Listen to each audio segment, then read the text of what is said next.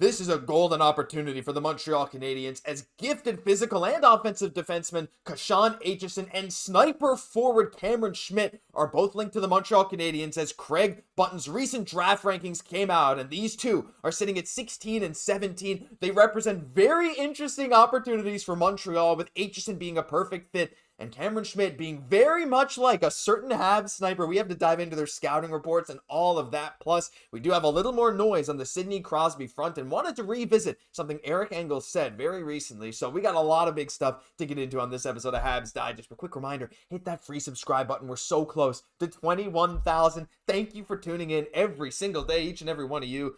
Jesse, let's start with Crosby because look, I know it's rather unlikely, but I wanted to dive into just revisit some stuff that Engels has been saying over the last little while. He said there's been a lot of speculation on Crosby, of course. It's been driven by perception because Crosby grew up a Habs fan, right? Her father Troy being a former draft pick by the franchise, and a lot of people are like, yeah, maybe he'd be compelled. But there was something else he said, like, in theory, if Crosby were to leave, why would the Habs be a good fit? Well, they're flush with high-value picks and quality prospects. They can outbid other teams like Colorado and LA who lack that same draft capital. And it's just fun to revisit this every now and then, Jesse, with Tavares looking like he's definitely staying in Toronto, as much as I don't think I would have wanted him anyway. And, you know, 2C trades are not going to be easy. This name just keeps coming up, and honestly, I kind of love it. I mean, I like this reasoning from Eric Engels, at the very least, if Crosby was to leave. And for sure, the price doesn't scare me away so much. And I know myself, many other Habs fans are saying we don't want to trade Mayu, but very hard to resist. That's one of the few players where it's okay, for Crosby, one of the greatest leaders that the NHL has ever seen. It just makes your team really dangerous. Now, for sure, it's there is part of it where you have to feel though, Josh, he wants the light, he wants the spotlight on Nick Suzuki. He almost wants this team to kind of grow and maybe develop, but there is maybe just that nagging part of him that compete that allowed him to get into this great spot in the first place. And that's really the X factor. It says Crosby's going to be out in the Maritimes, Josh, not far from where you are. And maybe just one day, when he's there, it's you know what, maybe I'm not done being in the Stanley Cup playoffs. And you have to feel like a guy like Crosby, again, that's the X factor in all of this. There's a big part where he's probably just no, because if he comes to Montreal, that it's the Crosby show right away. He's taking the spotlight off Nick Suzuki. I think that the team could still thrive and that Nick Suzuki's still good enough of a leader to really kind of maintain that C and really just kind of complement what we have still. That being said, when we're looking at these trade packages, a first, kind of a top prospect, maybe kind of a second from there, I'm definitely doing that for Crosby. Do we get that opportunity? Probably not. Probably not. But again, it's fun because this name just keeps circulating. As much as it seems like he'll stay, there's a reason this stuff keeps circulating. And again, even if we go beside the Crosby point, Jesse, just looking at the plethora of picks and good young talent we have, Montreal's in the ideal position, not just for Crosby, but this represents the grander scheme of things where it could be any player. Name any player that is up on the trade market that could be of interest to Montreal. What team could outbid everyone else? Well, it is Montreal, right? That's the beauty of what we have built right now. So even if it's not Sidney Crosby, let us know your thoughts down below on the fact Montreal can outbid pretty much anyone. But as much as I'd love it, Jesse, I don't think it's going to happen, but I love talking about it nonetheless. But look, going more towards the future now, we know this upcoming draft is going to be a big one. Whether it means we trade our picks, one of the picks, two of the picks, I don't know, because remember, we got a lot of them coming this year, Jesse. We have 7 picks in the first 3 rounds, 9 picks in the first 4. Something's got to give. We can't just have all of these guys be prospects, but I wanted to visit Craig Button's recent list of top 80 prospects. I'll link it down below. Now, this is not necessarily a mock draft, but he has certain names at number 16 and 17. And I want to go through them, Jesse, because I quite like them. The first guy I want to talk about here is Kashawn Aitcheson, and I really like this prospect. 6'2", 18 years old, 26 goals, a massive leap in production from one season to the next with the Barrie Colts this year. 59 points in 64 games as a defenseman. He set a record, I believe, for most overtime game-winning goals by a defenseman. 5 of them this year as a defenseman, Jesse. And if I dive into his profile a little bit, the hockey writer says, look, he got a strong wrist snap, slap shot from the point, almost tripled his goal total, and he's sits only behind 2 first-round picks in Zane Parekh and Sam Dickinson in goals scored by a defenseman this season in the OHL. Insanely interesting prospect, Jesse, and as some people are saying, If he falls to Montreal, he's also got an incredible physical edge. What do you think about his fit with this team? Because the more I read about him, the more I like the guy.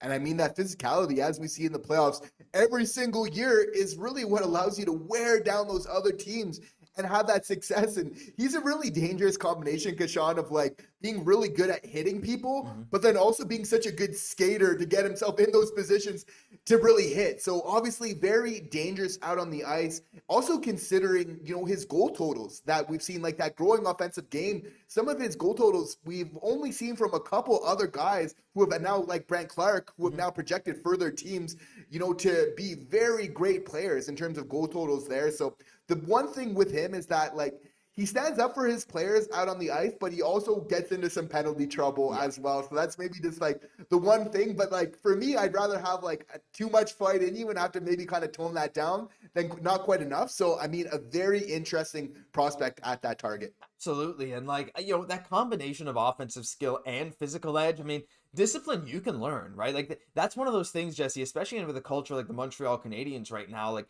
we've done it with Arber Xhekaj. He has become a lot more disciplined in just like the past year, right? It's one of those things that is teachable if the person is willing. And by all accounts, it seems like he definitely would be. And again, the fact that we're talking about only Zane Parekh and Sam Dickinson, who are putting up historic level offensive production seasons for defensemen in the OHL, those are the only two guys ahead of Kashawn in terms of goal scoring. That's crazy to me. So leave your thoughts about him down below, because I think on this list, him at 16, if he's available, and I know the Habs maybe want to forward. We hear a lot of Justin Carbonneau talk, but Aitcheson's definitely not someone to sleep on, and neither is this other guy, Jesse. Now, there are some more downsides to Cameron Schmidt, but he's the guy that Craig Button has at 17.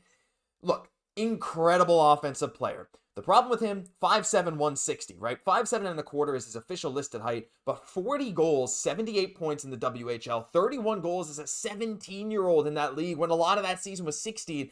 This also includes a cold month of February where he only had, I think, 2 goals. This dude was on 50-goal pace for a while. And again, I'll play this. This is Aitcheson for the first part of this as well, but you'll see some incredible dangles that Cameron Schmidt had after right here. Watch him. This is from 2024, actually. This is from a year ago. Him coming in with that sneaky backhand. This one for the under-18 team. Doesn't he look a whole lot like a certain Habs player, Jesse? He's hoping to follow in the footsteps of Caufield and Stankoven as undersized players to beat the odds. He falls more in the Caufield category as an elite shooter with blazing speed, capable of stretching a defense, snapping lasers.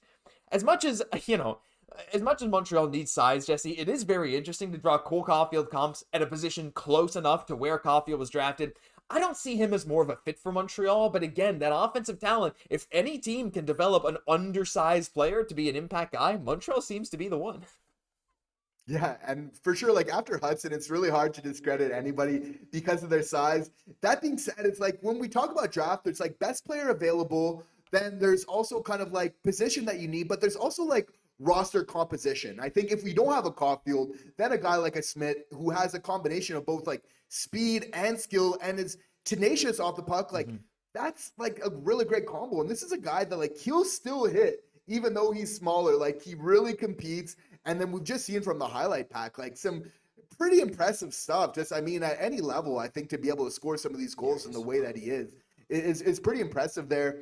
That being said, the size is a huge issue, losing 36% of his 50-50 puck battles. And we have to feel like the Montreal Canadiens are really kind of gearing for that playoff type team. And again, getting back to what allows us to win, often those puck battles, it's so big for kind of winning in the playoffs, especially.